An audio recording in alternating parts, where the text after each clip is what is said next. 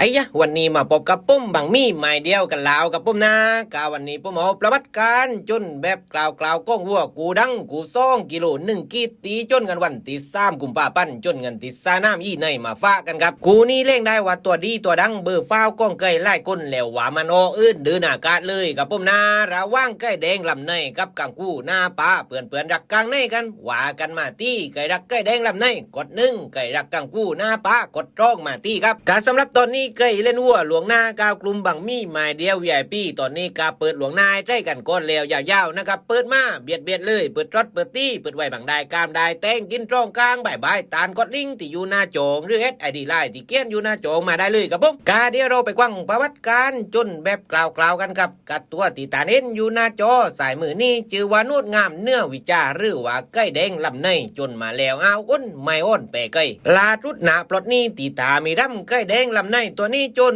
ปลาเป็ดฝีมือจ่ายปลายยอดดีเลียวมัดกวัดต่อกลางนักเหนียวแน่นแก่งเร่งกึนอ้อยกึนกุ้มด้วยกึนที่เอวลันเลยจะลาดเลี่ยมดีป่าวัวป่าตัวดีมะปอดใหญ่ใจมะเล่งได้ว่ากรบเครื่องเรืองวัวจนเลยกับตัวนี้กาตอนนี้นะครับไก่ยายก้าวกุมเล่นวัวกับบางมี่ไม้เดียวนะครับมีโลโก้ไส้บางได้ว่าตัวได้มีใต้ตัวต้นไอเล่ตานกดมาที่หน้าโจงบางมี่ไม้เดียวได้เลยกับปุ้มนาตาลิงกดไม่ได้นะครับตาเน็ตไล่ตีบางมี่เกี้ยนตีหน้าโจงมาได้เลยกับปุ้มแล้วว่าเรื่องข้อมูลในปุ้มมีให้ตุกกูตุกซาน้ำเลยตานไม่ต้องปลำไม่ต้องเดี๋ยวปุ้มมาเองตีปุ้มจัดจีนแน่นอนการเราไปเล่กันตีต่างด้านกูจนกันมั่งนะครับตัวตีตาเห็นอยู่หน้าจอกว่ามือนี่ชื่อว่านูดลังเก้าปิมมารันเล็กยศจู่ใจหรือว่ากังฟูหน้าป้าจนมาแล้วตรงกลางบุญหลาดรุดนาปบรักตีตุงโปกังฟูตัวนี้จนปลาเป็ดจนเรื่อยไม่แก้ไปหน้ามาลังก้าวเป็นตังก็ดีป่าวัวป่าตัวดีรุดเหลี่ยวมัดกวัดโตตุบโตคือน้อยแก้งแรงวัวตรงแล้วมีปลายยศติมวัวติมนา